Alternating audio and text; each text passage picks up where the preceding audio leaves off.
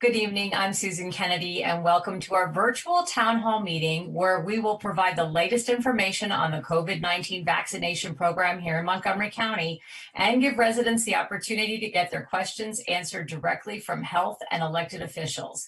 We're so pleased that you've joined us this evening.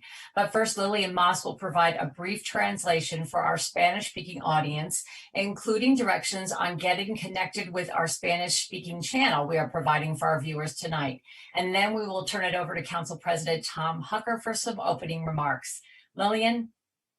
Buenas noches, yo soy Lilian Mas y les doy la bienvenida a esta junta comunitaria en donde proporcionaremos la información más reciente sobre el plan de implementación de vacunas y otros recursos disponibles aquí en el condado de Montgomery. El día de hoy contamos con un equipo de intérpretes que traducirán todo lo que aquí se estará discutiendo. Para quienes nos acompañan a través de Zoom, pueden escuchar esta junta comunitaria en español cambiando el audio a este idioma. ¿Cómo lo hace? Bien, se lo explico. Si se está conectando desde su computadora, encontrará esta opción en la parte inferior derecha de su pantalla. Allí verá un símbolo de mundo y al hacer clic en ese icono podrá elegir la opción del idioma español. Si usted se conecta desde su teléfono celular, puede ir a la parte inferior derecha de su pantalla en donde encontrará 3 puntitos consecutivos. Al presionarlos, le dará varias opciones. Usted debe de escoger la opción que dice Language Interpretation o interpretación del lenguaje. Una vez allí, elija el idioma español. Si nos ve a través de Facebook, no olvide dejar sus preguntas y comentarios, ya que estaremos monitoreando todo lo que usted tenga que decir.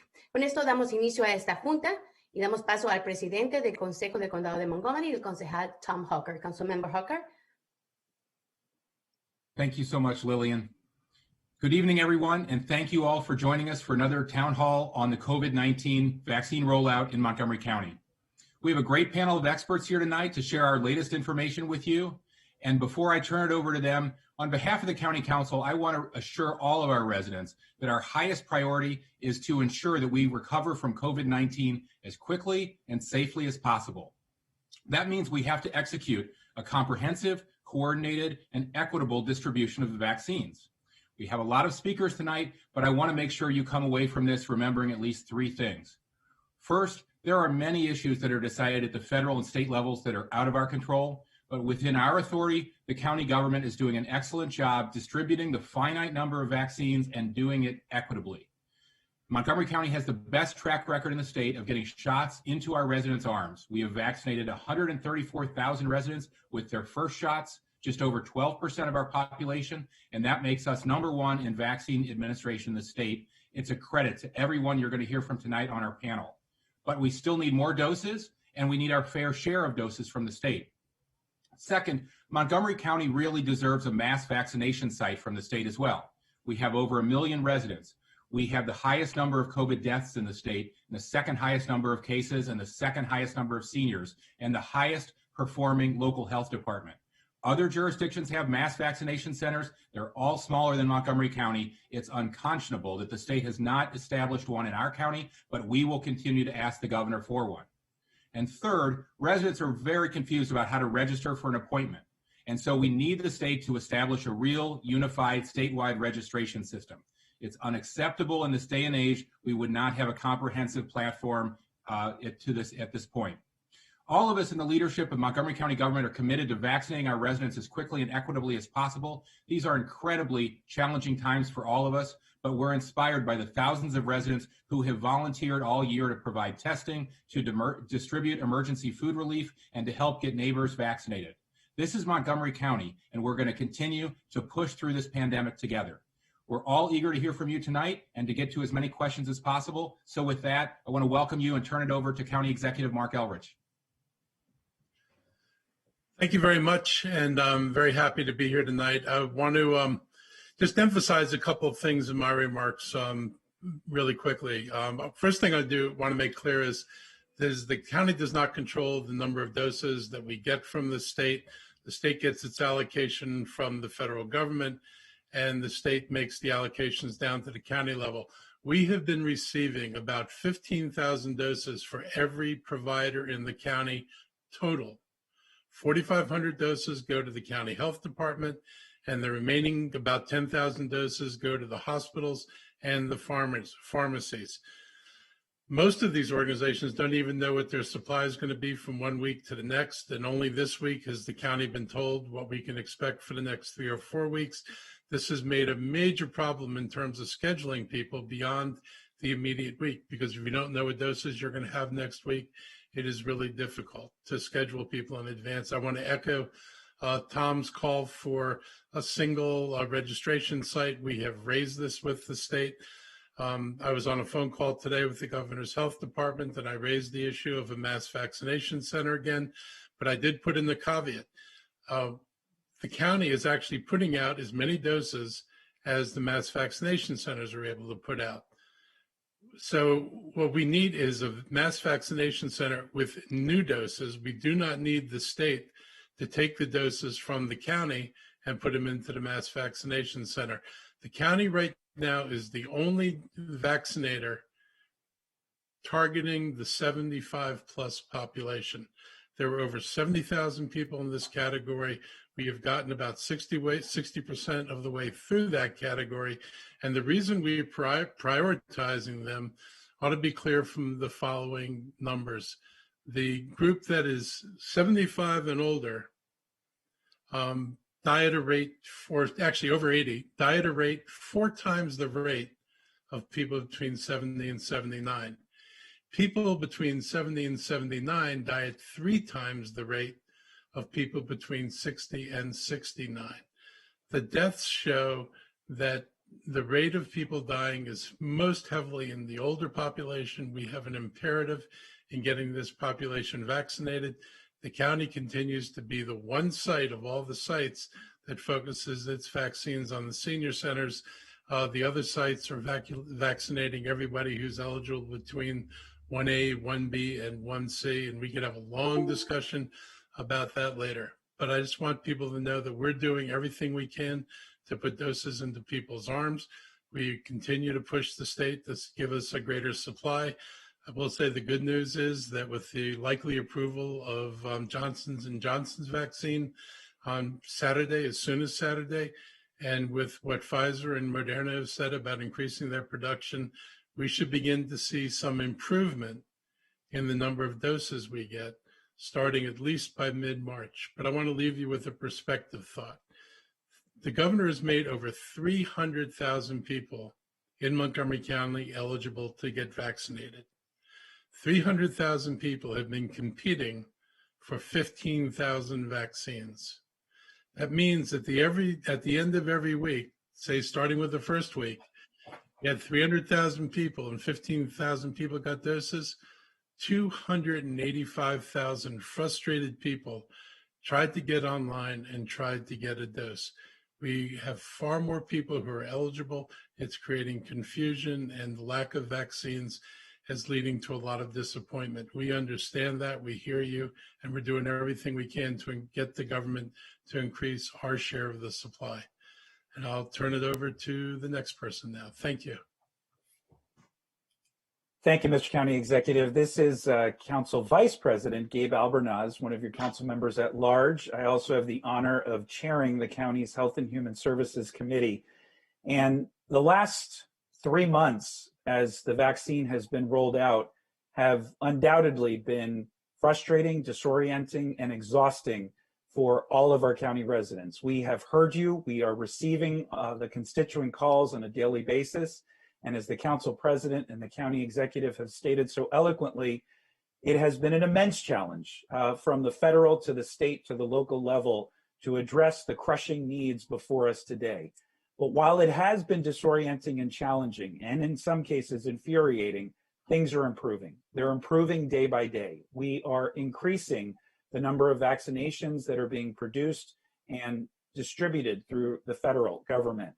We are also, our schools are reopening on March 1st. We had an immensely productive session this afternoon with our Education and Culture and HHS committee and found out firsthand about the incredible work that's gone in to ensuring that our schools open safely. And I am tremendously proud of our public health team and Department of Health and Human Services, who have been working around the clock and have such a phenomenal track record of, once we receive the vaccines, of turning them around.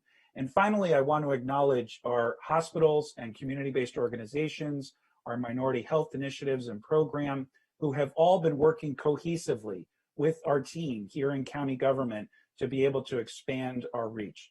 I look forward to answering your questions this evening, and we so appreciate that all of our county residents have been adhering to the guidelines. It's why we are in such a better position today than we were just a month ago, and things will continue to improve. Thank you so much. Mr. Council President, I turn it back to you.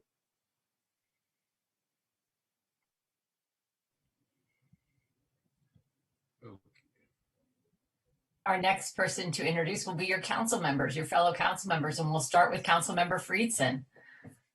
Good evening, everybody. Thanks for joining us. Really appreciate the opportunity to get the latest information to you. We all share the frustration, as you heard earlier, that many have with the vaccine availability, the limited number of doses, and look forward to taking this opportunity to make sure that everybody understands the circumstances that we're in, the opportunities that there are, and all the county's efforts to be able to get the vaccines out to as many people as possible, get as many shots in arms as possible. So look forward to hearing your questions and appreciate everybody joining us this evening. Thank you. Councilmember Glass. Hello, everybody. I'm Evan Glass. I'm one of your at-large members of the council, and I also serve on the Health and Human Services Committee. And I just want to add that I know that you are frustrated and anxious, and that we in county government, so you know, are doing everything we can to get more vaccines here, to continue advocating to Governor Hogan to bring a mass vaccine site here to the county, and also advocating for the creation of a central registration for pre-registration. So thank you all for being here tonight. Thank you. Councilmember Jawando. Thank you. Good evening, everybody. I'm Will Jawando, one of your at-large council members. It's great to be with you. Understand this is an unprecedented time. You're going to hear a refrain and then some information after. We need a mass vaccination site. We need more vaccinations. We need an equity plan for the hospitals and pharmacies and private sector.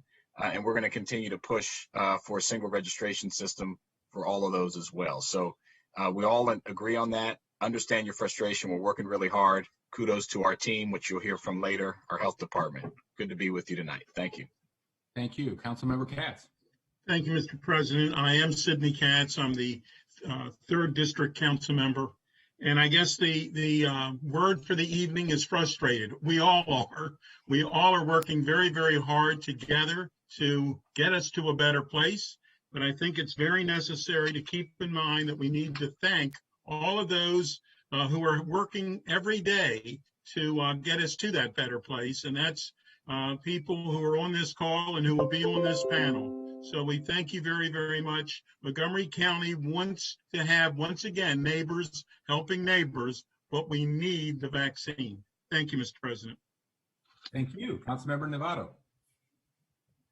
Mr. President, good evening, everybody. I'm Nancy Navarro. I represent District 4. I chair the Government Operations and Fiscal Policy Committee, and I also serve on the Education and Culture Committee. I look forward to your questions. I think that you will see here assembled a team of people who have been working 24/7 since, I would say, March 13th to be exact, making sure that we do whatever we can to mitigate the impact of this terrible pandemic. Obviously, we've entered a different phase in this fight, and we continue to do everything possible to advocate and to be ready to make sure that we can address all of your needs. Obviously, it's been a difficult situation, but I know that together, as we have done so far, we will be able to get through all of this. So thank you again for tuning in, and I look forward to your questions. Thank you. Councilmember Rice. Thank you very much, Mr. President. Craig Rice, Montgomery County Council member representing District 2. I chair our Education and Culture Committee and am a member of our Health and Human Services Committee. You've heard from my colleagues. We're very happy to have you here this evening. I am anxious to continue to push and to make sure that you are advocates in pushing our state to do more, our federal government to do more. Your county is poised and ready to put more vaccinations in people's arms if they're given it.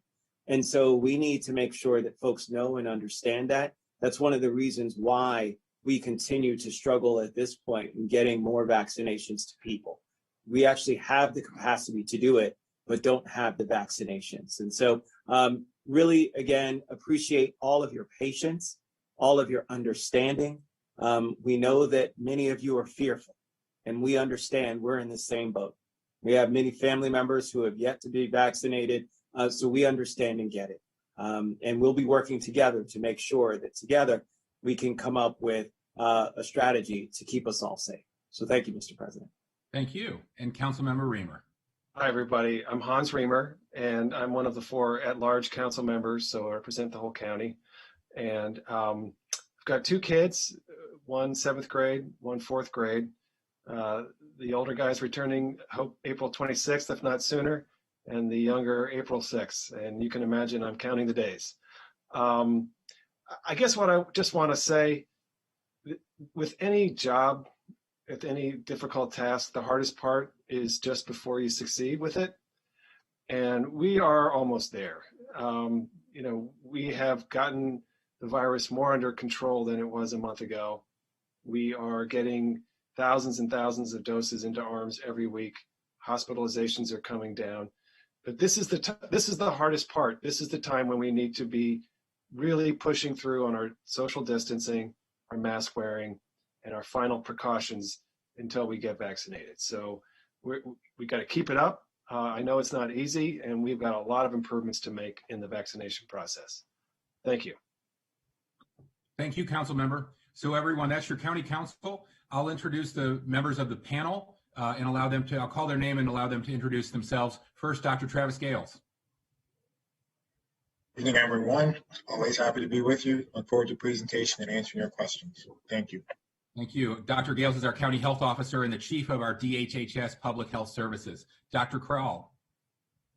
Good evening, everyone. I'm Dr. Raymond Kroll. I'm the director for the Department of Health and Human Services. Happy to be with you all tonight to answer your questions. Thank you. Dr. Stoddard. I'm Dr. Earl Stoddard. I'm the director of the Montgomery County Office of Emergency Management and Homeland Security. Thank you all for being here. Thanks for having us. Thank you. Monica Escalante.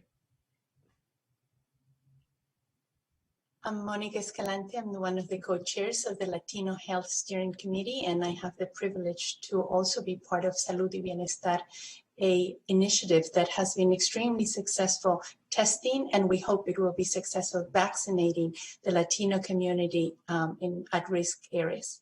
Very glad to be here. Thank you, Monica. Diego Uriburu.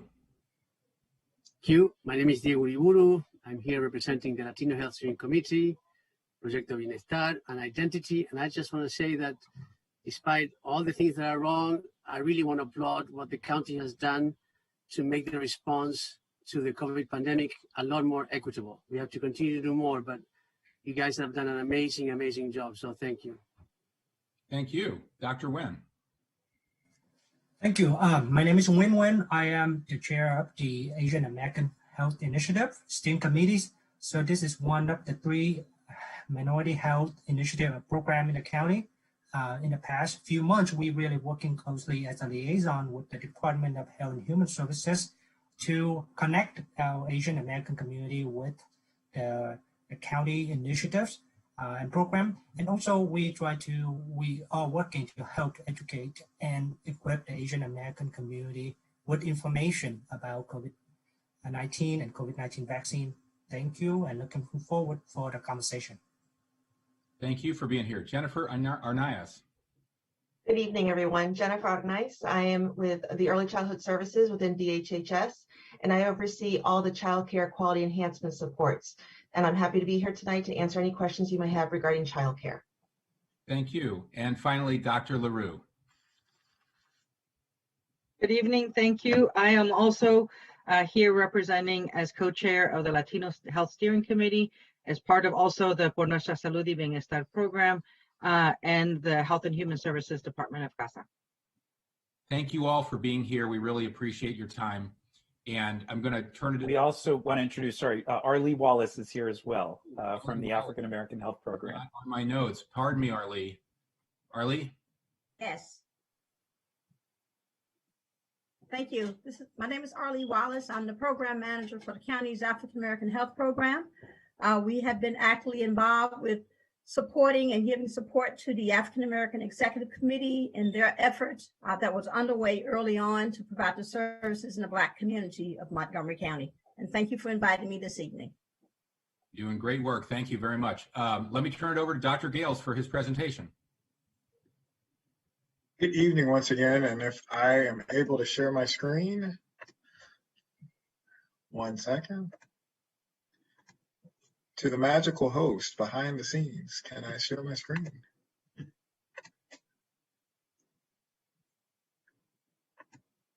All right. Okay. Let's see here. Where is...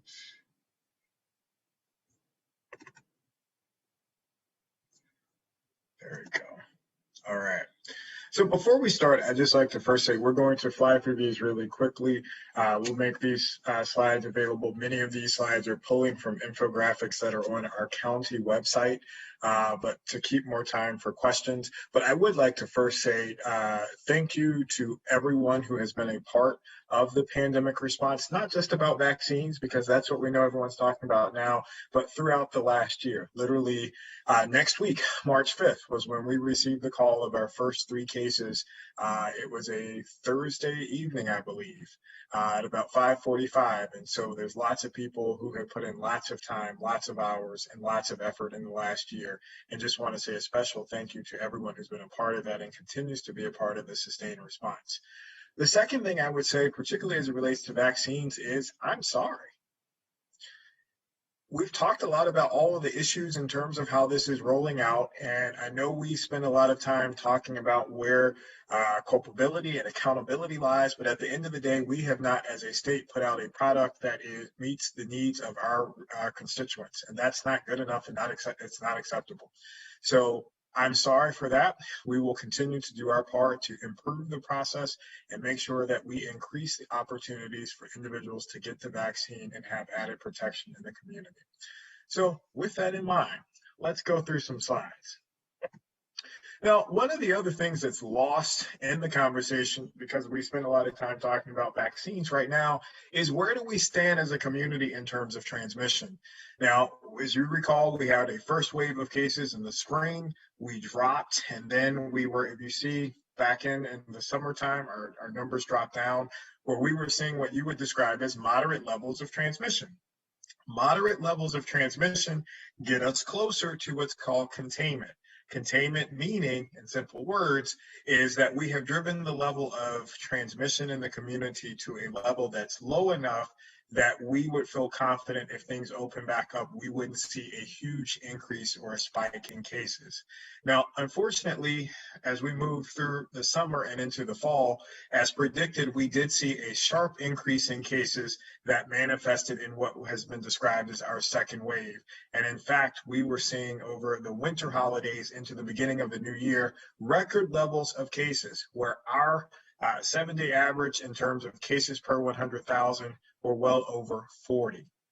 Now, we've seen significant improvements over the last several weeks, and in fact, now we're looking at a case rate per 100,000 somewhere between 10.5 to 12 on a daily basis, but that's still considered by CDC's definition high risk of transmission. Now, that's important because we know a lot of people, based upon the email traffic I'm getting and what I'm sure you're hearing in communities, and I'm sure what the elected officials are receiving, so why don't we open more stuff up? Well, we are being extra cautious about that because, again, even though the numbers have improved significantly, we have not reached a level where we feel that we have containment, and we've seen lower levels to where we were in the summer when we went through our reopening process. And we, again, don't want to see an increase in cases, particularly secondary to the presence of variant strains in our community. And what does that mean, variant strains? Well, the predominant strain of COVID has been the novel strain, the one that's been around since the very beginning last year. We've seen variant strains of the virus.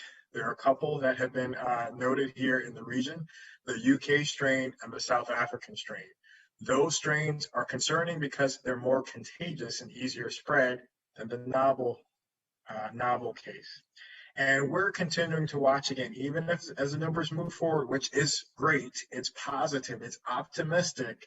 we want to make sure that we have a good handle on how much of those variant strains are within our community to determine how we need to move forward. Because then ultimately, we don't want to open up prematurely to cause a situation where we would see the cases increase again, particularly as we start to open up things, including our schools and other types of businesses.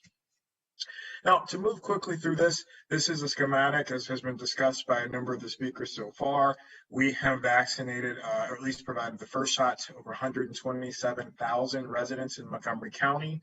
It's an average, it's 12.2% of our population, which is higher than the state average. And we have, and this was as of Tuesday, actually vaccinated nearly 60% of our 75-year-old and older residents within the county.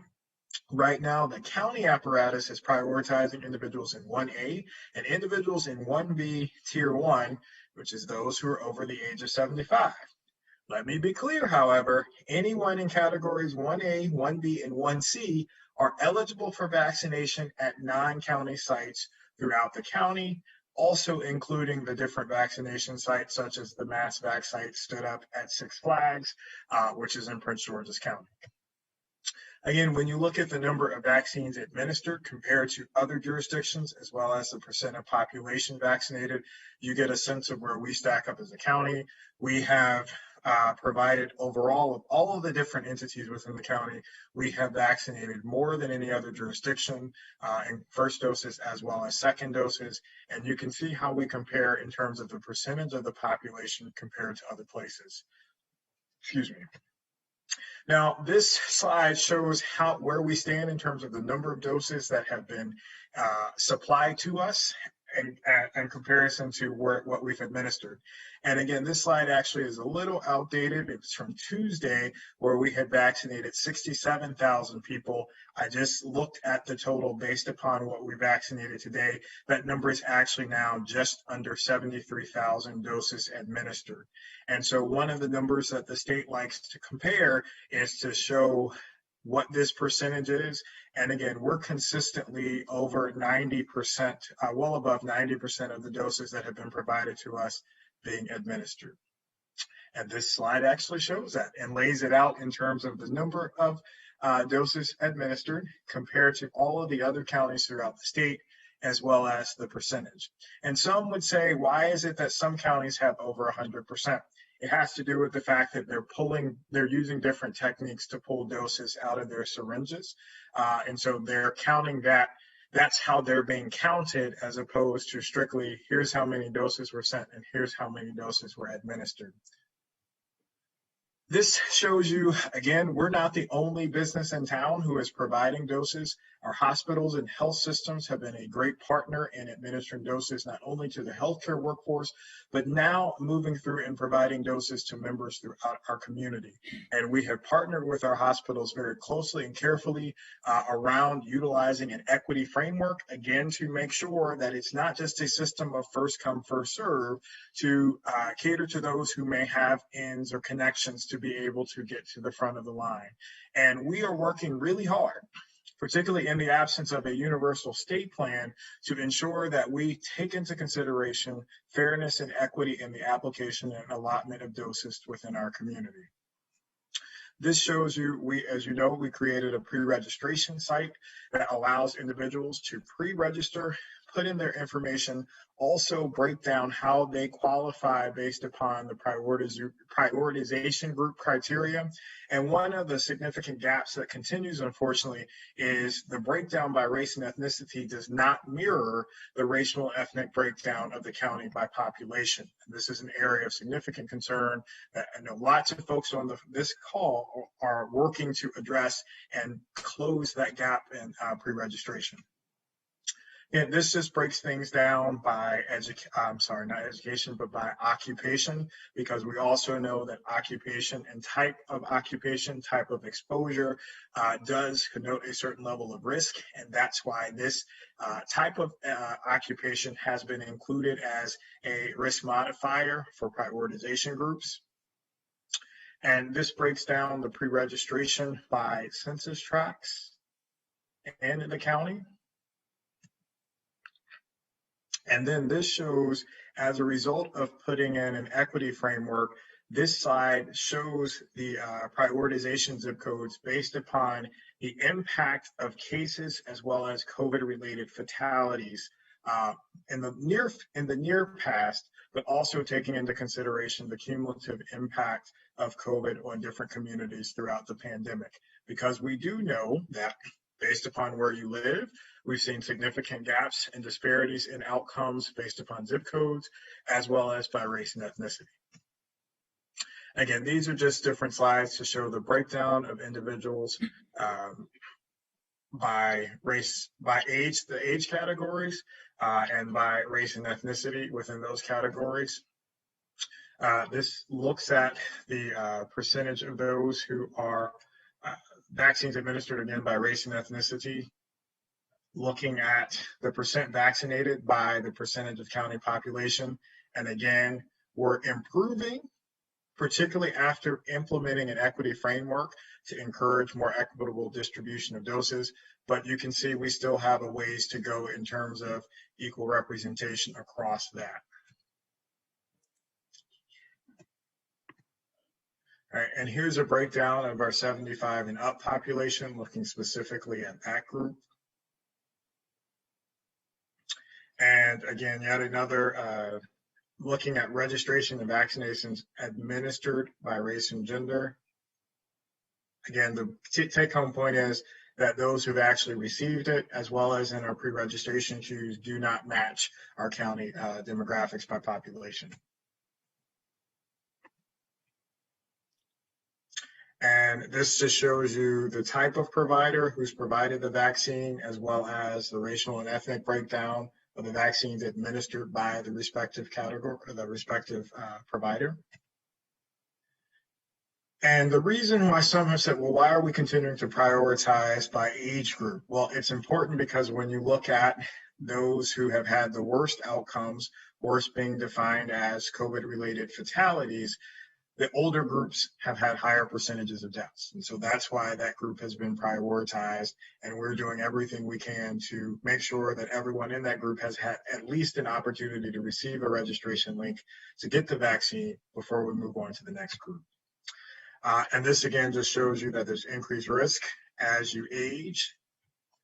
And just a reminder of the different groups who we're currently vaccinating, all of the individuals in the 1A category, and individuals who are over the age of 75. Right. That concludes the presentation. I know I went through that really quickly, but I wanted to make sure that we had ample time and increased time to have dialogue and discussion. We're happy to post those slides so that you can go back and review those and have those graphics available to you so that you can digest those a little bit later. I will stop there. Happy to answer any questions that you all may have. And again, thank you for your patience and thank you for your service throughout the pandemic. Thank you very much, Dr. Gales. We're ready to begin taking questions from our audience. If you have a question, please submit it to us in the Q&A function and indicate if you have a specific person that you're addressing your question to. There are a lot of people here this evening. We do appreciate you being here. We will be compiling a report of all the questions that aren't answered, and we'll get back to you with answers to your questions. Lillian? Susan, before you begin, I just want to add that we've been joined by Karen Hendricks from Senator Chris Van Hollen's office. We're glad she's here as well. Thank you. Para las personas que quieran someter a cualquier otro tipo de pregunta, pueden hacerlo en la sección de preguntas y respuestas que dice Q y A en la parte inferior de su pantalla. Al final de esta presentación vamos a estar haciendo un reporte de todas las preguntas que no se lograron contestar, pero vamos a tratar de cubrirlas todas. Thank you, Lillian. Our first question this evening is a resident who will be asking her question on camera.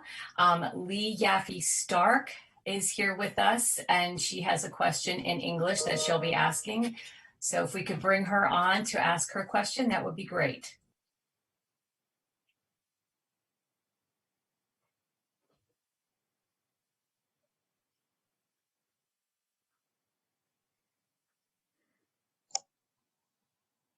Can you hear me? We can. And if you'd like to turn on your camera, you may. That's not necessary. It's really the questions that I'm here for. Okay, go right ahead. There were three of them, really. Why isn't the vaccine being distributed to primary care physicians?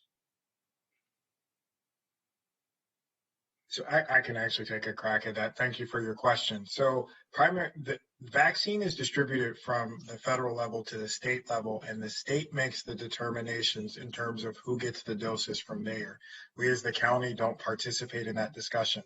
So in order for primary care providers to get access to the vaccine, the state would have to release and allow that to happen.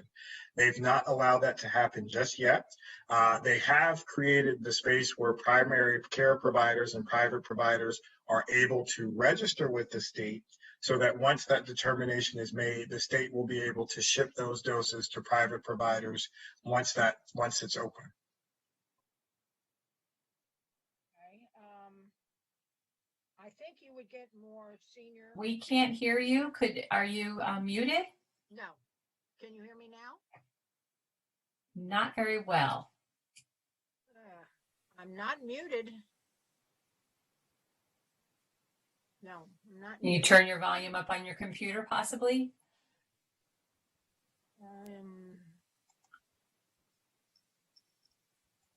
Okay, can you hear me now? Not very well.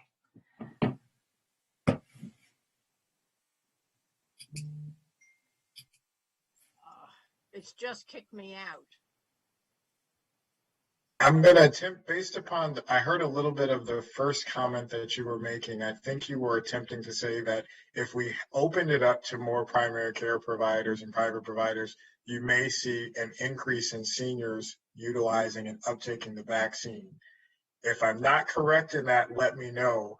But what I'll say is that has been one of the concerns that we've promoted in terms of increasing equity and increasing access points. In addition to mass vac sites, in addition to providing more doses to local health departments, also having the state also think about providing private providers with that to be able to support those efforts. I do know early on in the vaccine rollout process, there were some concerns about supplies. So for example, the state has a fixed supply of doses to send out. So everything that they're standing up is coming from one central pot of doses. And the thought was that if you've got hundreds and thousands of providers across the state, you've got to figure out a system in terms of how to support them and the number of doses. The hope is, though, that with an increase in doses of the ones that we have already, as well as the new vaccine candidate coming from Johnson & Johnson, the hope is that they will be able to do that sooner than later. So forgive me if that was not what you were going to comment and ask, but I hope that provided you with some additional information. Thank you, Dr. Gales. Our next question will be from Robert Wellick. He is also live with us this evening to ask his question. Mr. Wellick.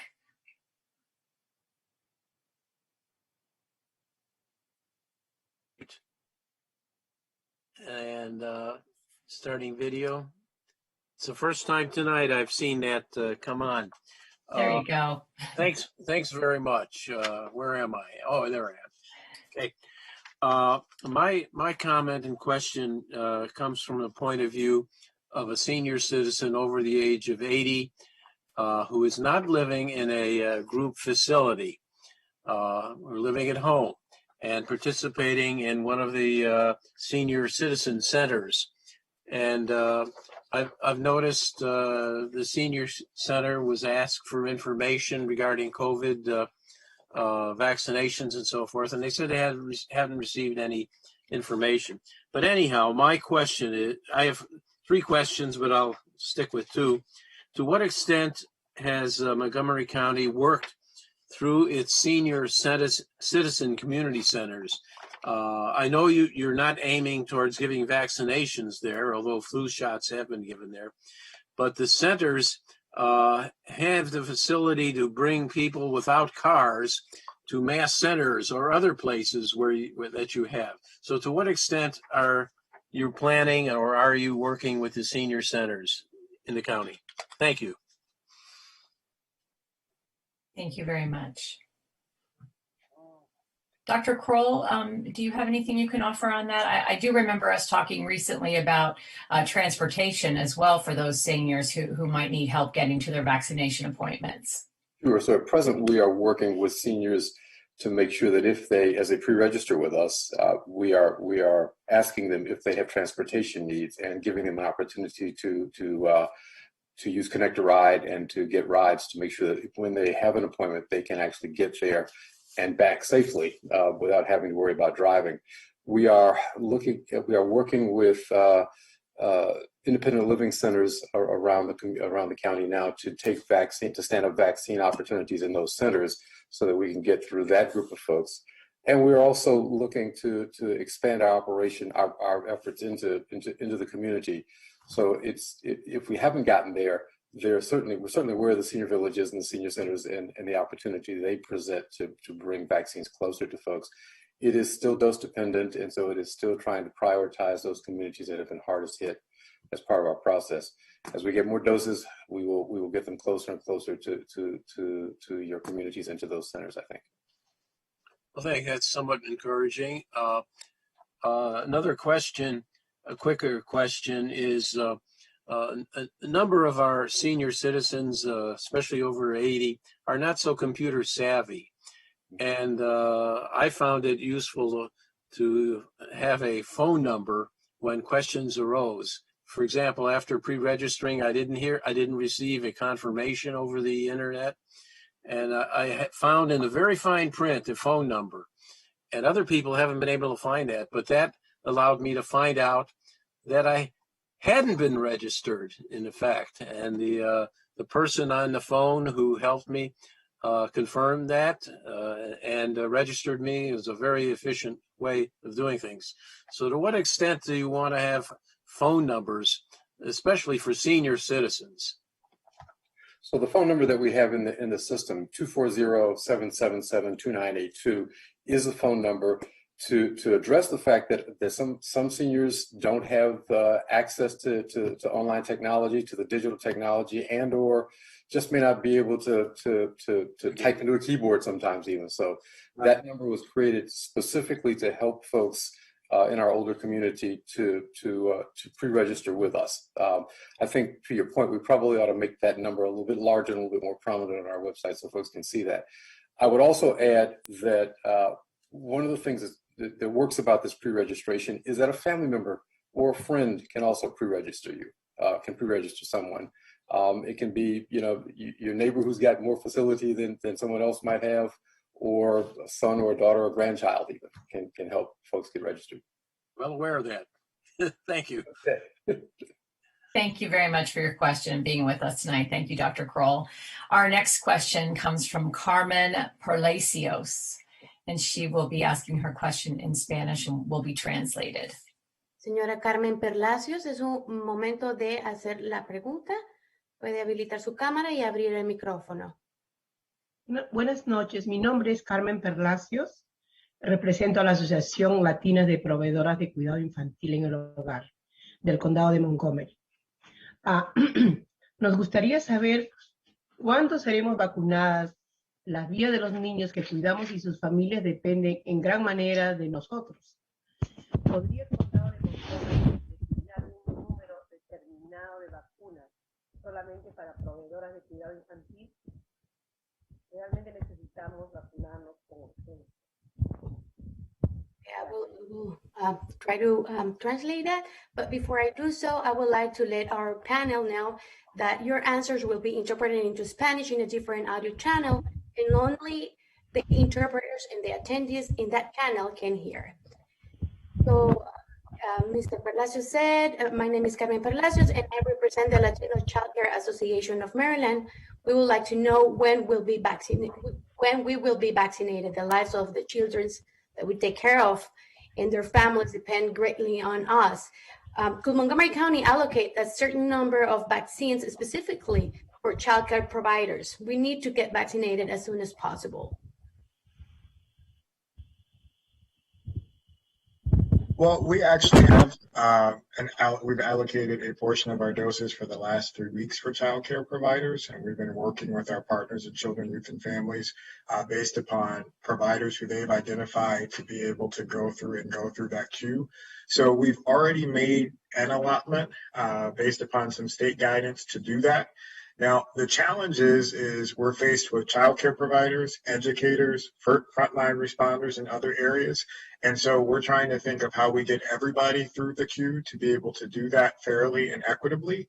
But I do want to make sure that you know that we have already started that process to make provisions for our childcare provider community alongside as we also try to increase opportunities for our educators as well for children to go back to school.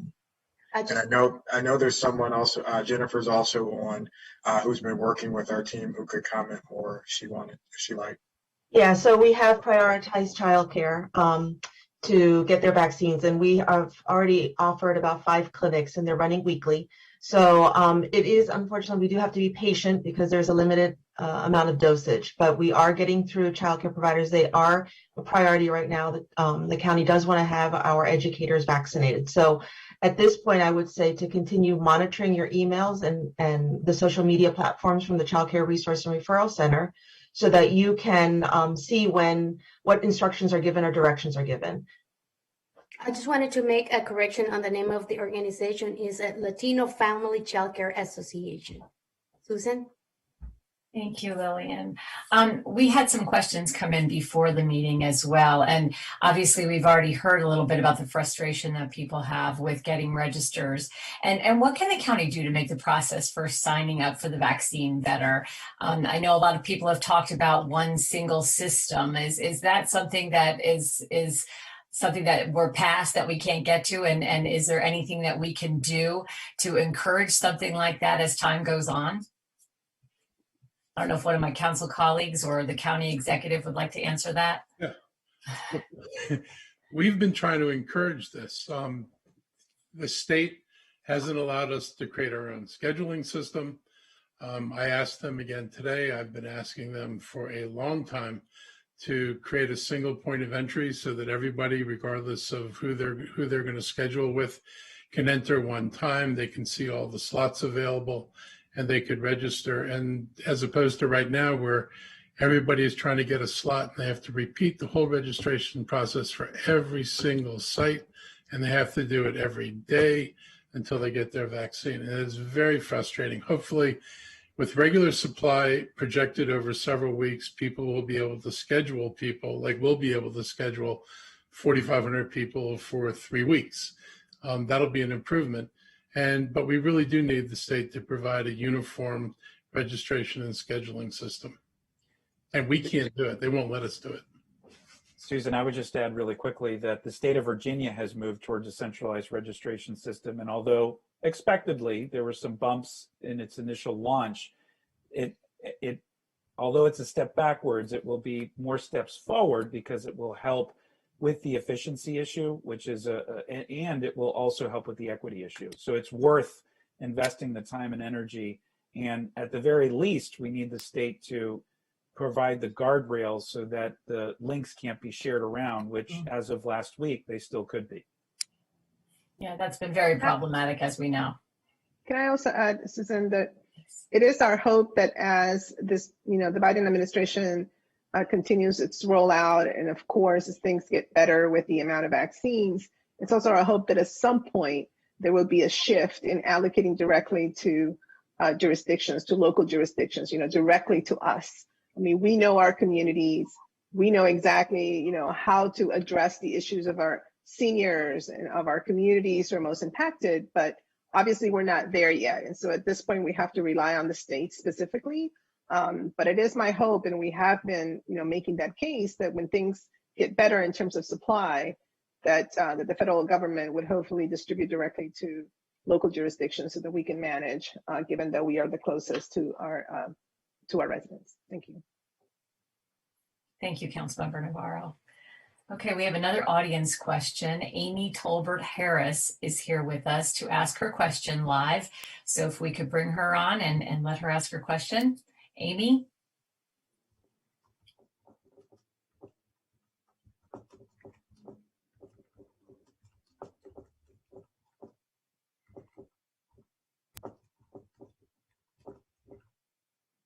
I see her there. Can you hear us, Amy?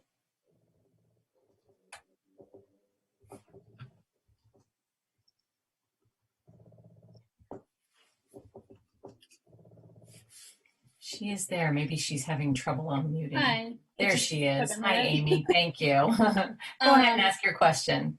Hi, thanks. What is the plan for people that are homebound? It's not a problem for me, but I'm just curious because I haven't heard a lot about that. Like, for instance, my father has ALS, and so his mobility is very limited. And I haven't heard anything about like in-home vaccinations. So I just wanted to hear if there is a plan about that. Yes, there is a plan. And in fact, we will be supporting a pilot this weekend to test out, working with one of our clinical partners who's been a part of the pandemic response, who actually, this particular practice works very closely with older residents, but in particular with homebound residents. And so we are going to support them in providing doses to roll that out and test that out, and hopefully make sure that we identify some best practices so that we could scale that up. So we would be able to provide folks like your father with doses who aren't able to access those larger sites that we have available. Great, thank you. Thank you very much. We have a question in the audience from Louise Smoke. She asks, Dr. Gales, on one of your charts, I think I saw about 80,000 shots administered by Johns Hopkins. Is that just in Montgomery County or in other areas such as DC? It appears as though the county received about as many shots as Hopkins. Is that correct? And approximately what % of the shots that the state gives are currently going to the county? Thank you. There's a lot of questions there. There's a lot of questions. I'm going to try. I'm going to do my best. So if I miss one, let me know. Okay. Well, the first one is, so Hopkins, the number that's reported is the Johns Hopkins Health System across the state of Maryland. So all of the different hospitals, including Suburban here, as well as their main campus in Baltimore and other satellite sites, that 80,000 is inclusive of all of those places within their network that's physically located in Maryland. And in terms of, I'd have to do some numbers, crunch some numbers to see what percentage of the shots, the vaccines that we've received as the health department, how that matches up across the state. But what I would say is, on a weekly basis, the allocation for health departments across the state are probably somewhere in the low 30,000s. And the state now is receiving approximately 92,000 doses a week from the federal government. So you get a sense of where the majority of the doses are actually not coming to the local health departments. There's a small portion, and that number has actually decreased over the last month. And the rest of it is, as best as we know, because we aren't privy to that information, is being used to support the mass vaccination sites, retail pharmacies, health systems, and other places that are offering vaccines. I hope that answered your question. Yeah, I was also looking at our internal numbers, and Hopkins in Montgomery County has done about 20,000 vaccinations. So that tells you about a quarter of the total that they've received throughout their entire system have come to Montgomery County. That's inclusive of their staff too. So obviously thinking about that as well. Thank you, Dr. Stoddard. Okay, our next question is from Bernadine Emamali, and Bernadine is with us live this evening to ask a question. So if we could bring her on to ask her question, that would be great. Hello. Hi, Bernadine. Thanks for being here. Thank you for the opportunity to present my question. I'm in the 1B Tier 2 category, and where I am a grocery store worker, and I've been pre-registered since January 15th. And I'm always, just there, but not quite getting an appointment. So it's like, this is an area where I'm working, where I'm constantly in contact with customers, and not being able to get an appointment is not very, it's not something that I want to be able to transmit to someone if I am, say for instance, if I get the COVID. And I was wondering, when could I expect to get an appointment for a vaccine if, if it's available? Because as of right now, I haven't heard anything. It's like, okay, you're right there, but you're not quite there. Did we have those numbers on how far through we were through these phases? I mean, we're almost halfway through one of the most latest phases, if I'm not correct. Well, I wanted to clarify one thing, Ms. Bernadine. You are actually eligible to get vaccinated at any of the 9 county sites in the county. So any of the hospital clinics, any of the pharmacies, the mass vaccination site that's at Six Flags, you are eligible to do that. The group that we are focusing in on, again, the county, is the 75 and up group. Okay. For there. Okay. I have gone online to all of the other private facilities that you have listed there, but it seems as though once you get there, there are no appointments.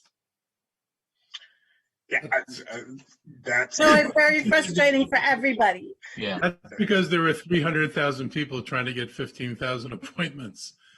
That's why it's frustrating. And until the doses seriously increase, it's going to be slow going.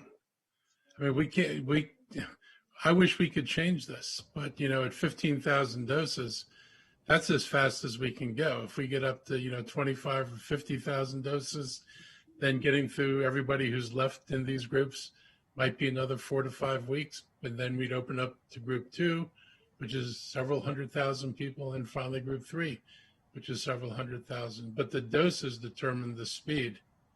And the thing about it is, you in your update that you send out in the email, you're opening up the categories. You go from 1A to 1C. Why don't you just stick to one category and get them with their vaccination and then move on to the next?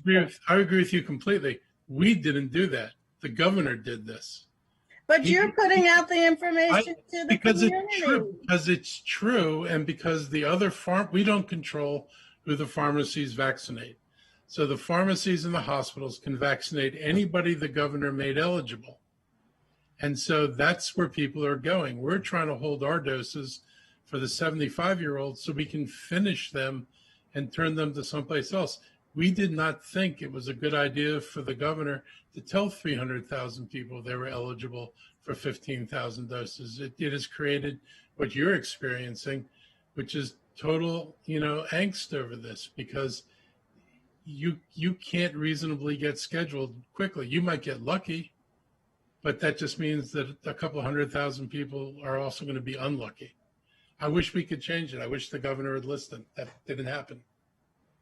But this is information that's coming from the Montgomery County Council saying that we're going from 1A all the way to 1C. That's not what I'm saying. But I'm saying it's not our decision. The state made that decision. I just have to get the vaccines out. But that was the state decision to go. We're just telling you who's eligible. This was not our idea. Yeah, it's Miss Bernadine. I just want to say, as Travis, Dr. Gale started, we're sorry. It's frustrating. I hear your frustration. I think it'll be one of the major, when we look back, failures on behalf of the state. I called it a while ago the Hunger Games. It's totally unfair that you have to do what you're doing in the midst of your job and have to try to navigate it. And you should be angry. I think the problem we have is we get the small amount that we get to the health department that Dr. Gales and his team and Dr. Kroll put out, 4,500 for the next 4 weeks. But you're in a tough spot because you want to let people know that there's all these other private sector things that you can do that we don't control. Right. And that's the difficulty. And people, it's an inequitable system. It's not fair. And that's why you see the disparities that you saw. And we're going to keep advocating, but we're going to need the public at large to do that. And hopefully we get more vaccines so that we can, change this. But I understand the frustration, and I'm sorry. Yeah, but I was able to, let me backtrack. I was able to, or my daughter was able to get me an appointment where I did finally get the first vaccine, and I am scheduled to get my second Moderna vaccine in March. That's good. one good part about it. But it's not through the county, it's through one of the other organizations that are out there and available. And if I could just jump in, and I believe Dr. Gales will have to make certain what I'm saying is correct, but I believe that the second vaccine is much more of a guarantee than the first vaccine. I'm in the same situation you are. I'm in 1C, and I have not been able to get a vaccine yet. And so I'm waiting. I'm tapping my foot as I'm waiting, but I'm waiting. But once you get the first vaccine, the second vaccine is more of a guarantee because there's a time frame associated with that. Dr. Gales, is that correct? That's correct, Council Member. And not only is there a time frame associated with it, even though there are issues with the online registration system, anytime somebody gets vaccinated, that's put into the system to allow us to follow you, to make sure that when it's your turn to get the second one, it sends a reminder to you and to us to make sure you get it. And not only is that the timing guaranteed within that space, the way the state allocates doses to us for second doses, when they send second doses, it's based upon if you came in today and got a first dose from us, that would count, the state would include that number. So in 4 weeks, when it's time for you to get your second one, they would send us the appropriate number based upon who got vaccinated the month before. Okay. Thank you so much for your question. We appreciate you being here tonight. Best of luck to you. Thank as you move ahead. Thank you. Our next question is from Olga Mercedes Ramos, and she has a question in Spanish. Señora Mercedes Ramos, es su momento de hablar. Por favor, habilite su cámara y abra su micrófono. Puede hacer su pregunta. Gracias, buenas noches. ¿Me escuchan? Sí, claro. Buenas noches, gracias a la oportunidad. Mi nombre es Mercedes Ramos, yo trabajo en una compañía de limpieza. Desde el inicio de la pandemia nos consideraron trabajadores esenciales y no hemos parado de trabajar. Pero no he escuchado yo que ya nos vayan a vacunar a nosotros como trabajadores esenciales. Quisiera saber cuándo nos van a vacunar, ya que tenemos un alto riesgo de contagio, porque todos los días salimos a trabajar. Okay, thanks for this opportunity. My name is Mercedes Ramos, and I work in the cleaning field. I would like to know why, when are we going to get vaccinated? We were considered essential workers. And since the beginning of the pandemic, we were included as such. Now, when it comes to vaccination, why aren't we included in the priority groups? When those of us who work in the cleaning janitorial field, when are we going to get vaccinated? Currently, I work where do you work? Did you mention where you're working? No, the company cleaning. So she works in a cleaning company, and she feels that she and her coworkers are in high risk of getting the virus.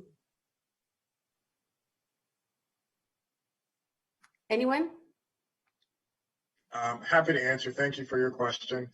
So the prioritization groups have been laid out, and they have been informed by the CDC in terms of risk of exposure. At the same time, we completely acknowledge that you, as a essential employee and a first line employee in many ways, do carry certain risk, and we thank you for continuing to work through the pandemic. And so as we continue to move through the groups, there will be opportunities for you and your fellow coworkers to be able to be vaccinated.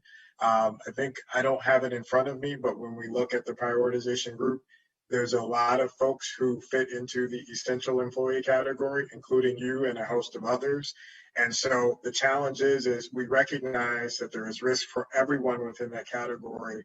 And consistent with what everyone has been saying is, as the doses hopefully increase, will increase opportunities for you and your coworkers to come through and get covered. Unfortunately, I don't have a timeline for that, but with hopeful increased doses being supplied from the federal government, hopefully we'll be able to do that in a matter of weeks as opposed to months. Thank you very much for that question. We have a question that was sent in earlier before the meeting. How are we prioritizing so-called Black and Brown people, the highest case and death rates for vaccinations, and getting to those communities with culturally competent messaging, service providers, transportation, and boots on the ground, and distribution channels that are not technology dependent? I know we have a lot of different folks on this call who would probably be able to help us, and that whoever would love to go first on that. I know, I'm sure Dr. Kroll would love to talk about the new East County Center that we opened up last week. That and a number of other things around this. Dr. Gills mentioned when he did his presentation that we have been tracking where this virus has been going since day one. So we know where it has been going throughout the life of the virus, of the pandemic, and where it's been going most recently. And we've looked at where the case rates are highest and where the loss of life has been highest. And those communities in the county where it's been, where the virus has been most active and most severely impacted populations, and that is a Black and Brown community by and large. Those are Black and Brown communities by and large. So as we did our equity framework for allocation for the county doses, we ensure that when we go into a zip code and look at the zip code, we are looking at how those cases are spread around by race and ethnicity and by community, and we are targeting doses to those communities and targeting our efforts in those communities to make sure that those communities have access, have an option and doses available to them. Standing up the East County Clinic was one example of that. We hit 902, 904, 906, which are three of the most highly impacted zip codes in the county, to try to get people to come, bringing it closer to get them to get vaccinated. We set up a pre-registration system so that people wouldn't have to chase the vaccine, chase a dose the way they've been chasing around the state, and so that we can manage that process of how we make doses available and how we ask people to give people an opportunity to come and get vaccinated. That digital technology, that process has worked, by the way, and it has worked well for the people who have registered. We've been able to make sure that they get doses. We need to make sure that people continue to register as quickly as we can. The digital divide is a problem. It's a problem with the state system because of the speed, and it's a problem for us because not everybody that we need to reach has the technology or has the skill sets. And so we have been working with the Office of Community Partnerships and Diane Vu and her group to try to reactivate that census team that went out and got everybody in the county to take the census, to complete the census, and asking them to reach out and establish those connections, to use those culturally appropriate partners that we used for the census to help us with this vaccination process, to make people aware that it's available, to help them sign up and pre-register for it, and if necessary, to help them schedule an appointment when it's time.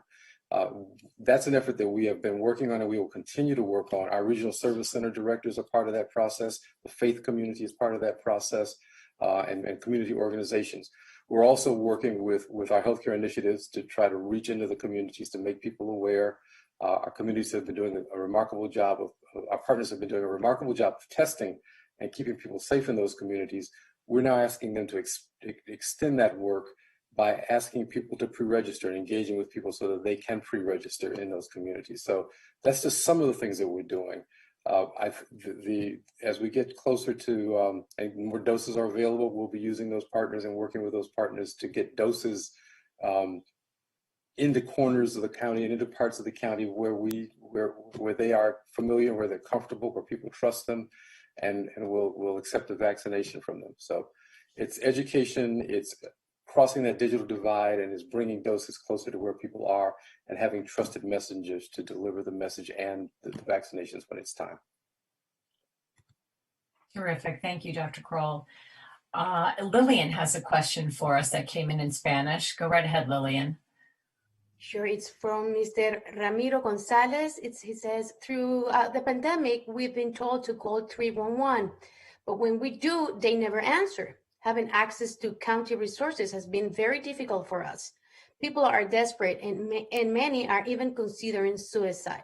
The effects of COVID go beyond the virus itself. Anyone? Diego Uriburu, quizás? Gracias, Lilian. ¿En qué hablo? ¿En inglés o en español? Como usted guste, lo puede hacer en inglés porque igual les están traduciendo en español. Okay. The situation is really dire, and the cultural and linguistic barriers that Black, Brown, and other communities undergo makes the counties and the state's job very, very difficult. To this person's question, I would say ask him and everyone else to please call Bienestar's information line at 301-270-8432. 301-270-8432. I guarantee that someone will answer the phone and they will get helped. Dr. Crowell talked about the digital divides. We had some cases the other day where folks 75 and older registered. We waited for 2 weeks and all of them got an email on Saturday to go get vaccinated on Sunday. They just could not turn around. We couldn't turn around quickly. And there was nothing on the email that said what to do. It only said, if these locations are not convenient for you, we'll send you somewhere else. But it didn't say pre-register again. So people don't know what to do. So lots of glitches that we need to tackle. Unfortunately, the lack of vaccines makes this very, very, very challenging. The only thing I can say is that the community-based organizations, the faith community are all working with the county to really improve upon what already exists as soon as the opportunities arise. And the county has been extremely responsive every time that we reach out to them. I know it's not the answer that they want, but that's the answer that we have. In the meantime, please call the number I gave you, 301-270-8432. And I promise that people will answer the phone and they would help the ones that are in need of support. I would like to add to what you said, Diego, that your organization, along with many other organizations, are also helping residents to have access to all the programs that the county has. So if 311 is not the option that you guys want to go with, organizations such as CASA, Identity, they're not limited just to the Latino community. You guys are helping everyone, correct? Yes, we help everyone, and if someone needs something else, we also partner with the African American Health Program, etc. But when you call that number, you get support with the pre-registration, you get support with case management, you get support with testing. So the county partnered with Proyecto Bienestar to provide support to the minority communities. So that number will provide you with access to what you need. Diego, do you mind repeating that number one last time? 301-270-8432. Susan? Thank you very much, Diego. Our next question will be coming from Wayne Swan, who will be live asking his question. Mr. Swan, go right ahead. Okay, good evening, members of the County Council, County Government, and fellow residents.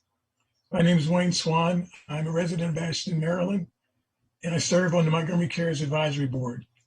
My question is in regard to treatment. While we have spent most of our attention focused on testing and vaccination, we still have people being hospitalized with severe symptoms and some dying. What can we do to support our physicians in using all of the treatment tools at their disposal, including some that are still considered experimental, like monoclonal antibodies?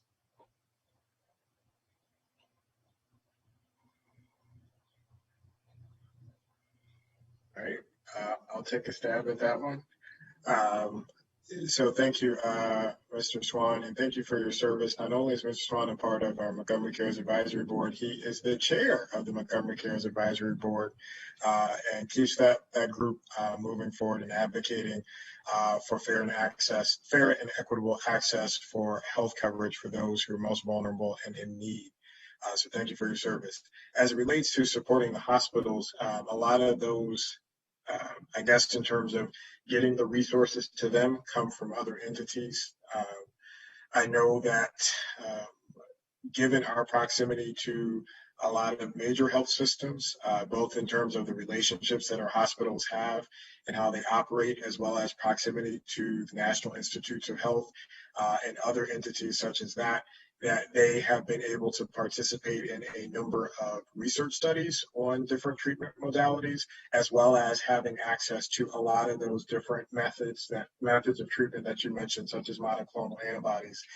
I can't comment further in terms of the specifics of the different treatment platforms that they have at their different institutions, but I do know that they have been able to, in the past, participate and have access to a lot of those cutting-edge treatments and have the opportunity to be able to share with their patients who've come in with COVID.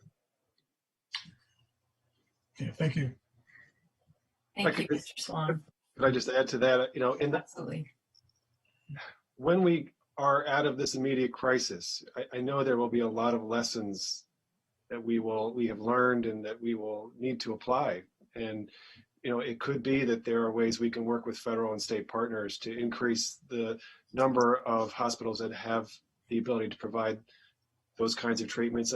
That's an example of, you know, many ways that we will need to figure out how to strengthen our health care system, you know, for future pandemics. So probably not something we can do in the moment, but I know that you'll be, you know, with Montgomery Cares, working with Dr. Gales and you know, the county apparatus and the hospitals and everybody to kind of think about what we need to put in place as soon as possible, knowing, of course, that the next pandemic could already be out there, you know, catching fire. So, you know, thank you for raising that issue. It's an important one. Thank you, Hans. Our next question is from Diana Godoy, and she will be asking her question in Spanish. Señora Diana Godoy, puede hacer su pregunta en español. Solamente tiene que habilitar su cámara y abrir el micrófono.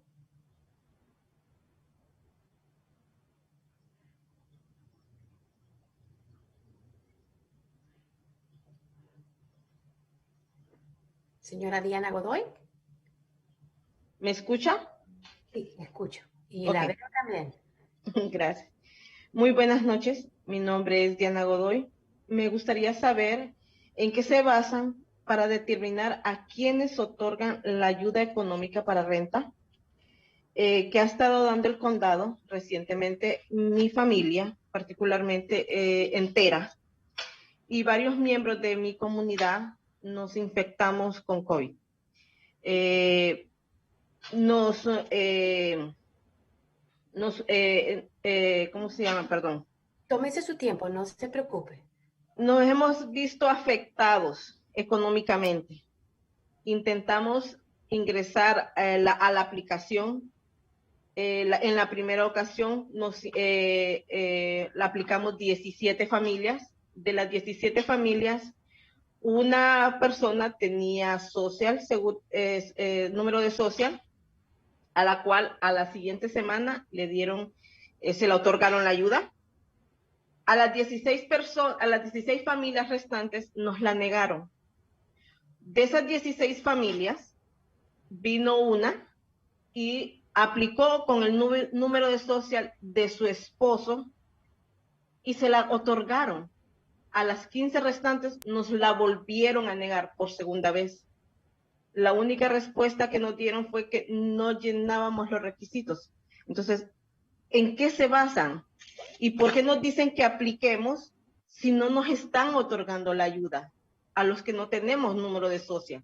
Nos sentimos engañados y al mismo tiempo discriminados. Okay. Good evening. My name is Diana Godoy. And I would like to know how the county determines to whom they grant the financial aid that the county has been given.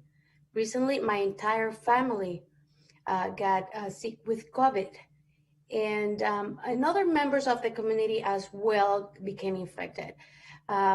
We all have been financially affected by the pandemic. Recently, a total of 17 families applied for the aid, of which one family applied through their Social Security number. Out of the 17 families, 16 of them got denied their cases. A week later, after these cases were denied, one of the family applied through the name of the husband who happened to have a Social Security number, and their case was approved. So her question is, why do you tell us to apply if you won't give us the assistance? We feel deceived and discriminated.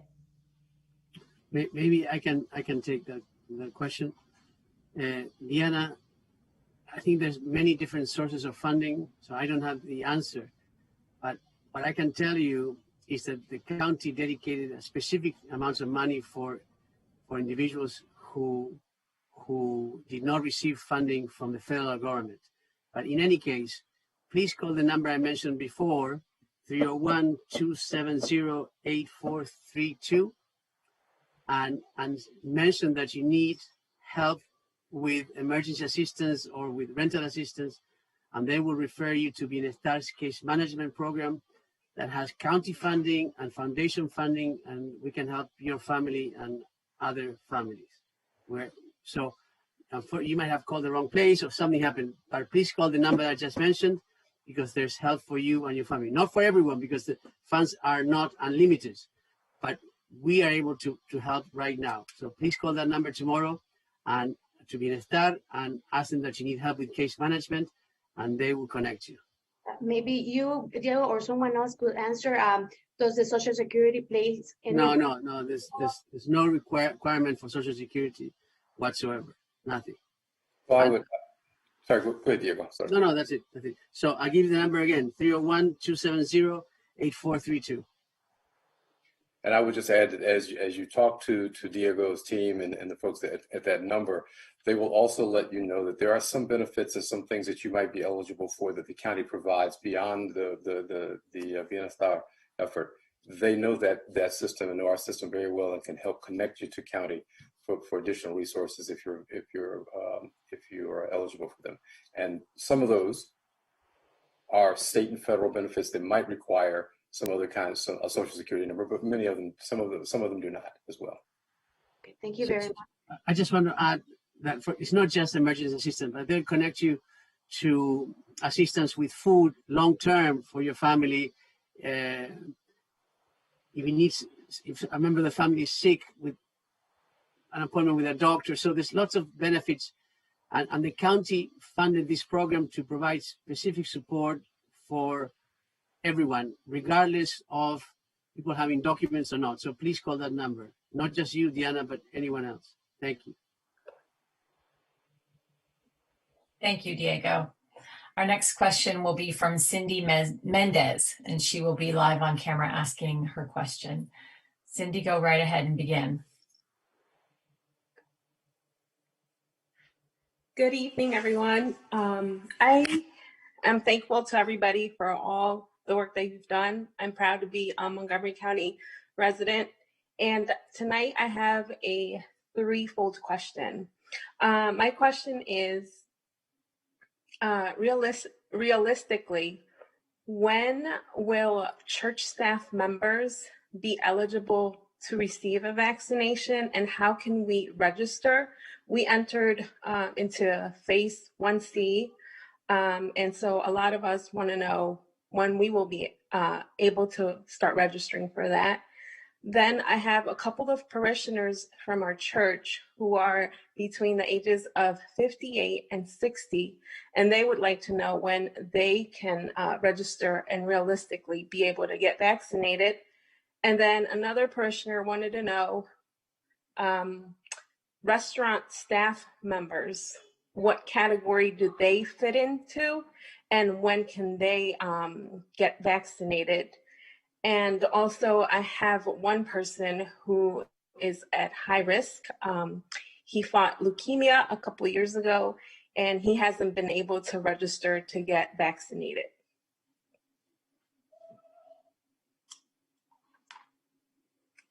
Okay, I will take an attempt to answer that one. Thank you for your question, Ms. Mendez. So I think a global answer is that there is no magical time frame to say when you're going to be. I can't say, next Friday will be the day to do it. What I will first say is that several of the individuals that you described, so of those groups who are in 1C, based upon the prioritization groups, they are eligible to be vaccinated now at the 9 county sites. So they, unfortunately, as was pointed out with one of the early questioners, is that unfortunately there are limited supplies. So including retail pharmacies, our hospital clinics, as well as the state mass vaccination sites that they've stood up. So if an individual is 1C based upon the state criteria, they can get vaccinated today. Just the county sites are still prioritizing 1A and 1B with 75 and up. Now, the 58 to 60-year-olds technically don't meet the age qualification of 65 and up. However, the next layer within that 1C category are individuals 18 to 64 who may have pre-existing medical conditions, and that list is extensive. There's too many, it's not exhaustive of every condition, but there's too many to name off the top of my head. And they would be eligible, again, to receive the vaccine at any of those other sites that I mentioned. Now, so for example, the person that you mentioned who has had leukemia and thankfully has fought that, and hopefully they're in remission and doing really well, that individual would qualify for that category. And so again, would be able to take advantage of those other opportunities. Now, separately from that, I think there's two, I just want to make sure folks at home understand the differences in the terms. So we have asked people or provided an opportunity for the county site that you can pre-register. Pre-registration means that we have your information, we have an understanding of where you might fit within those prioritization groups. So for example, I may go in and say, I'm Travis Gales and I am 66. I'm not 66, but I would put in their information, I'm 66, so I would qualify based upon age. And so we collect that information so that when we get to that priority group, we can send that person a link to say, here's a link for you to go on and register and schedule your vaccine appointment. So there's two differences within that. So for folks in those groups now, they can pre-register. If you go to the county vaccine website, there's a pre-registration portal there. You can pre-register so that we have your information so that, again, when we get to your particular priority group, if you've not been vaccinated yet, hopefully you may have been vaccinated, but if you haven't been vaccinated yet, we would then be able to send you a link so that you could go online. Or if you do have challenges with access to technology or difficulty navigating that system, we do have the helpline that you can call in, and we have staff there specifically there to help walk people through and get them registered. I hope that answers your question. Yes, thank you very much. Thank you, Cindy. Our next question will be from Rita Scheinberg. Rita, are you there? Can you turn on your camera and ask your question for us? Yeah, hi. Hi, thank you for doing this. My question is regarding those citizens with intellectual and developmental disabilities. If they pre-register on the county site, how would they be ranked? Are they after, and they're younger than 64, are they going to be after the age group, or how exactly will they be prioritized on the county list? And then the other question is, because you brought this up, if you do get a vaccine in another site, is there any way to unregister on the county site, or that just is not a concern for the county to have people registered that have already had shots? Thank you very much. I think that either way, I'll take the first one, and I'll let you handle the tech stuff. So the first one related to categories for individuals with developmental disabilities. So individuals with developmental disabilities who are living at home, who are not in group home settings, are eligible in the 1B category. So again, they could take advantage of all the non-county sites to get vaccinated. As it relates to the county site, they would be a part of the next group once we move past the 75 and up group, and then be able to move through the rest of 1B, as well as entertain individuals who are over 65, including council members who are tapping their feet and eligible for vaccines. Yeah, and on the second question, as far as, so we're actually now working with the state getting their Immunet data. So Immunet is the system when someone gets a vaccine, they're entered into the Immunet system that tracks anyone who gets a vaccine in the state of Maryland. And so we're actually going to take that data and apply it to our pre-registration list and begin to remove people from the pre-registration list who we know, based on the state system, have actually successfully been vaccinated, so we can focus our messaging and our offers of additional opportunities to the people who have pre-registered but who have not gotten the vaccine through any mechanism in the state. That way you don't have to worry about individuals removing themselves. We're going to do it based on the state system automatically. Thank you, Dr. Stoddard. Next up, we have Olga Balcazar. Ms. Balcazar? Yes. Hello, how are you? Go ahead and ask your question. In Spanish, correct? Yes. Thank you.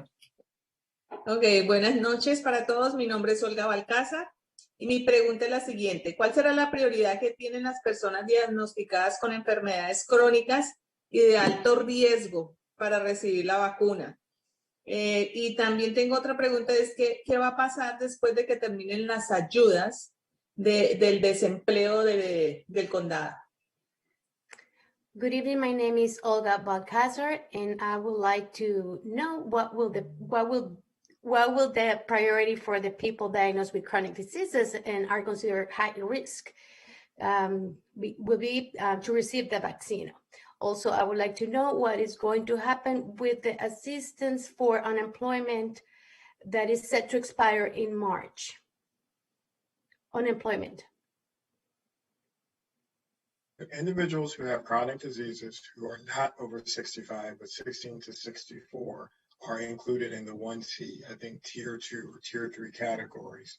So again, they are eligible for all of the 9 county sites to be vaccinated. The county sites have not moved there. Again, we are prioritizing 75 and up at this time. Can I just add, there's one small issue there. If I understand, Dr. Gales, you'll know better, but if you are under the age of 18, the only vaccine I believe you can take at this time is the Pfizer vaccine. Is that right? Yes. So the Pfizer vaccine is for 16 and up. The Moderna is 18 and up. So what should individuals do when they are eligible and they need a Pfizer vaccine because they're between 16 and 18? Well, there's a number of opportunities. They should work primarily with their primary care provider, if they do have one, in terms of identifying a venue and site that does offer the Pfizer vaccine for that.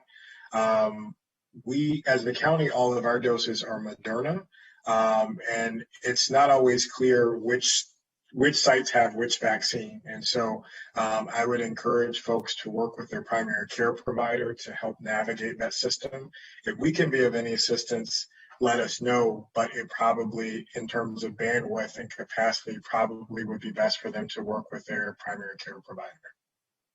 Okay, I'll follow up with you. Thank you. In terms of the unemployment set to expire in March, does anyone wants to address that part? Yes, so the American Rescue Act, which is obviously now the subject of much discussion at the United States Congress, we'll address that. Obviously, I think that's part of the pressure being applied to our federal representatives is to get that bill passed and signed by the president in time to protect those benefits. And, I think there's increasing confidence that we're going to see that happen. But obviously, it's going to take some quick action from them over the next couple of weeks to make sure that does happen. Thank you very much. Susan? Thank you. Our next question is Maureen Stiles. Ms. Stiles, are you there? I am. I'm here. Thank you so much for the opportunity this evening. I really appreciate it. I am representing a group of parents from Quince Orchard High School, and early on, the school was used in partnership with Health and Human Services as a vaccination site, and we're very concerned because it seems as if it's still going to be ongoing after the kids go back to school, which seems counterproductive to all the safety measures that we're putting them through to introduce community members every day. So I'm curious if that is a plan going forward, and if so, do we have any recourse as parents to fight this? Because it's very disturbing to us. So thank you for your question. Let me first say that the provisions that we put into place for the sites do maximize procedures to minimize any risk of transmission. And we haven't had any instances where we've had community transmission at any of our vaccine sites to date.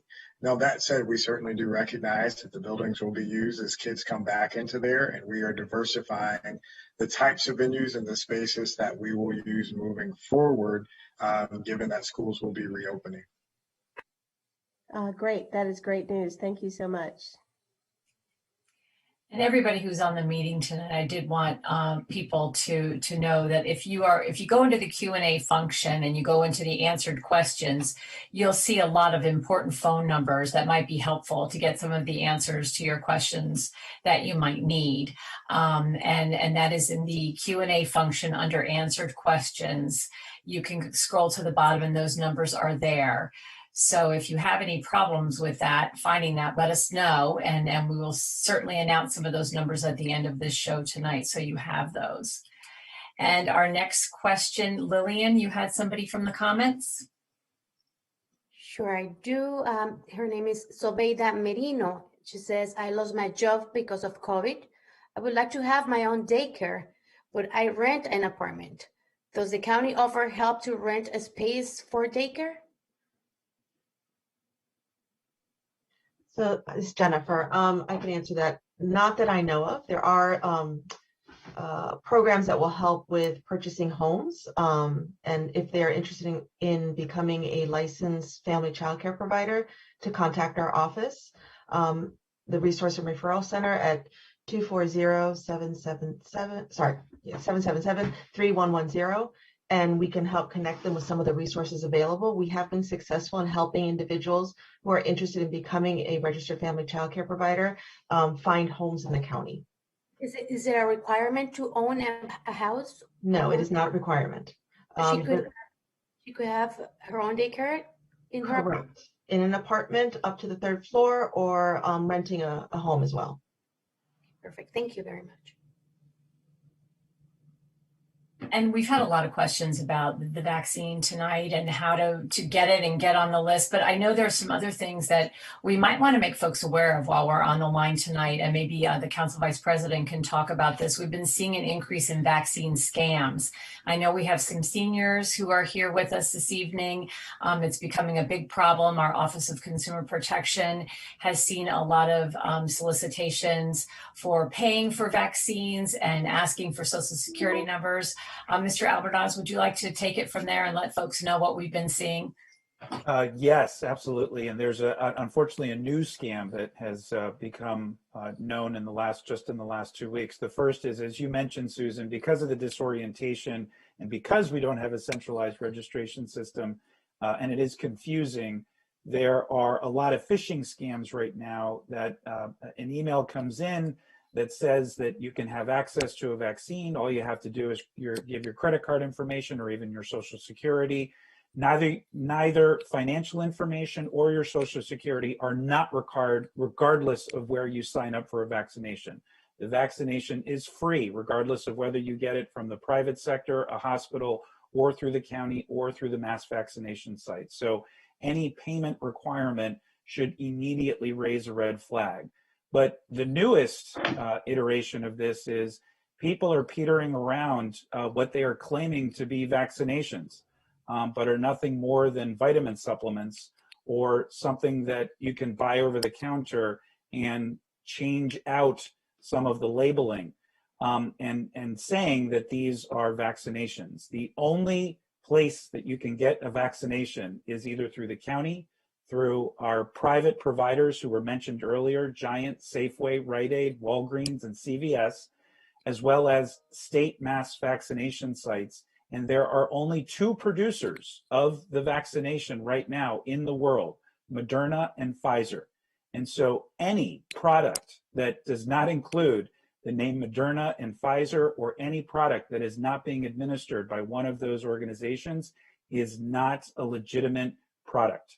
And if you have questions, please do call 311, because my understanding is that we do have information available for people who would like to report a scam or believe they have fallen victim to one. And please don't be embarrassed if you have been. It is very understandable. All of us right now are seeking any information that we can find.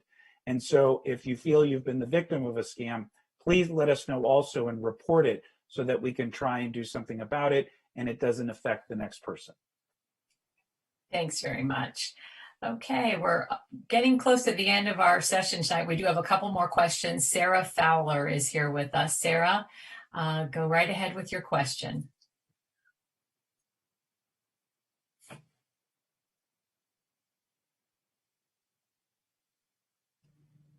Well, maybe she's not here with us. Okay, how about Sonia De Leon? Sonia, are you here with us? Señora Sonia de León, ¿se encuentra con nosotros? ¿Puede abrir la cámara? Buenas noches. Mi nombre es Sonia de León. Mi pregunta es, ¿cuándo serán vacunados los niños y jóvenes que iniciarán las clases presenciales? Ya que esto me preocupa como madre de hijos menores y una de ellos es asmática. Los niños que van a la escuela pueden enfermar al resto de la familia si no son vacunados.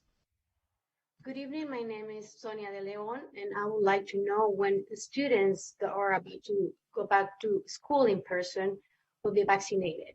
This worries me as a mother of small children. One of my kids is asthmatic.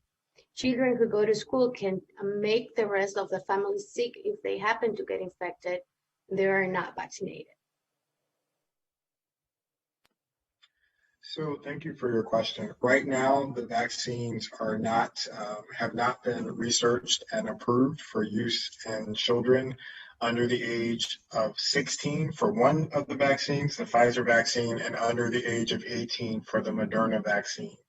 They are working and conducting those research studies now to ensure that they have the proper dosage and it's safe to use for children. And we anticipate that hopefully within a matter of months that we'll be able to share the vaccine with the younger age groups outside of 16 and 18 years old. Thank you. Okay, well, we are almost out of time this evening, but I do believe we have a screen with those numbers that we were mentioning earlier, very important numbers that you can jot down for any questions that you might have. If you need assistance, the county has multiple resources available to residents during this pandemic, and a lot of these numbers will be able to point you in the right direction as to where you can find those services and resources. Please feel free to use these. That's what they're there for, and the county is here to help you. And we want to thank everybody who's participated in this discussion this evening. As it was mentioned, the county does have the website, as we said, with information on the vaccine and other services available to the residents. And on that page, you can sign up for your text and your email alerts as the new information becomes available. But in the meantime, stay safe and continue to follow the best practices in order to stay healthy. Lillian? Muchas gracias a todas las personas que participaron en esta importante discusión. Como se comentó durante esta discusión, valga la redundancia, el condado tiene un sitio web y una línea telefónica en donde se puede obtener información más reciente sobre la vacuna del COVID-19 y en donde también podrá preregistrarse. Esta página también le permite ayudar a registrarse para poder recibir mensajes de textos y alertas por correo electrónico cuando haya una nueva información disponible. Y si tiene 75 años o más, puede agregar su nombre en una base de datos y se le informará cuando sea el momento de hacer su cita. Mientras tanto, manténgase seguro y continúe siguiendo las mejores prácticas de prevención para mantenerse saludable. Hasta la próxima y gracias por su participación. Thank you, Lillian. Council President Hucker, any closing remarks? Thanks so much, Susan. Just want to thank everyone for joining us tonight. This was a terrific event. Thanks to all my colleagues on the council and to County Executive Eldridge for joining us as well. And thanks, Susan, to you and all of our staff who put this together. Thanks also to our great public health and county representatives, including Dr. Gales, Dr. Kroll, and Dr. Stoddard, and all our nonprofit community partners for your time, your leadership, your expertise as we navigate through this incredibly unprecedented and difficult time together. Montgomery County remains committed to getting our seniors, our teachers, our child care providers, our homebound residents, and everyone in between vaccinated as efficiently and equitably as possible. We will continue pushing the state for our fair share of doses, for a centralized registration system, and for a mass vaccination site that's accessible for all of our residents.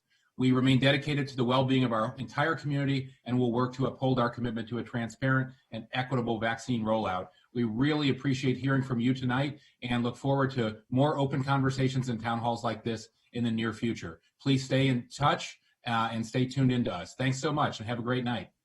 And we will leave that screen up again for just a couple of more minutes in case you didn't get a chance to take those numbers down. So we will leave the meeting up for about 2 or 3 more minutes with those numbers for anybody who might want to get those for information and resources. Thank you again, everybody, and have a good evening.